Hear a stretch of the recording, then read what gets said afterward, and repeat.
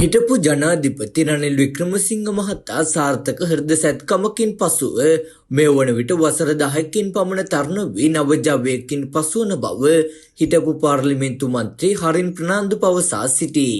ඊයේ පැවති එක්සත් ජාතික පක්ෂයේ රැස්වීමකින් අනතුරුව මාධ්‍ය වෙත අදහස් දක්වමින් ඔහු පවසා සිටියේ හිටපු ජනාධිපතිවරයාගේ මෙම සැත්කමෙන් පසු දැන් ඔහුගේ කොන්දද ඉතා ශක්තිමත් වී ඇති බවට සැහැල්ලුවෙන් විහිළුවක්ද කළ බවයි.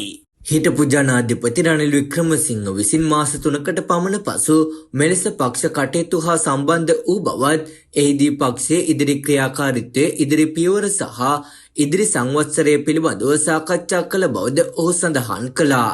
එහිදී විශේෂයෙන්ම සමග ජන බලවේගයේ සමග ඒකාබද්ධ විපක්ෂයක් ලෙස ඉදිරියට කටයුතු කරන්නේ කෙසේද යන්න පිළිබඳව පක්ෂ නායක රනිල් වික්‍රමසිංහ විසින් කරුණු පැහැදිලි කළ බවයි ඔහු පවසා සිටියේ.